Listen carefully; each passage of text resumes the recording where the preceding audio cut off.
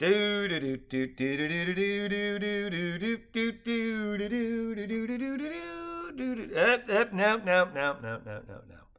Dixie Diamonds TEN. Though Jerald, Mr. Squirrely Cheeky Pie, and Balloony didn't know that the Napoleon-esque Brentcy was Brentcy copying their way, they did know that time was of an essence if they wanted to ensure that they would be able to retain the formerly hidden treasure of fine-cut diamonds that Jerald had unearthed. "I wonder how long these have been here," Cheeky said as the trio looked down at the cache of carats. "There's really no telling, is there?" Balloony replied. "I mean, they could have been buried way back in William Jansoon's time for all we know." "Who?" MSCP asked. "The first known European to arrive on Australia," Balloony transmitted.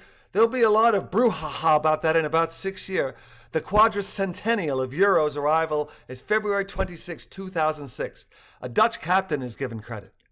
"Is this Captain Jansoon related to you?" Cheeky asked. "What?" Balloony replied. "No. What would make you think that?" "Well, you're a balloon, and he was a Jansoon," Cheeky said with a shrug, "so I thought maybe—" "Oh," Balloony telepathed, "I get it. That makes all the sense in the world. But no, he was a human born of woman, while I am a non-permeable membrane filled with helium, and I am certain that though science has advanced to the point where kitty dogs and sentient helium balloons are possible, I don't know that we'll ever reach a point where gases and carbon life forms can produce offspring, no matter how noble we are," it replied, chuckling at its own periodic table joke. "What?" Jerald and Mr. SCP replied together. "Noble," Balloony replied. "You know, the periodic table, Nobel gases and the like. I'm filled with helium, He, the second element. I'm the second lightest gas, and I'm far less volatile and therefore safer than that flammable hydrogen. Oh, the humanity," it added in a decent imitation of Herbert Morrison's cry of dismay as he'd reported the airship's explosion via newsreel. The looks that Jerald and Cheeky gave to Balloony convinced it that neither of his flesh and blood friends had received much, if any, formal education. A preventable disaster from the past that has been demonstrated to have been avoidable if humans simply worked cooperatively rather than competitively. A German dirigible called the Hindenburg caught fire, exploded, and killed 35 of the 97 humans back in 1937.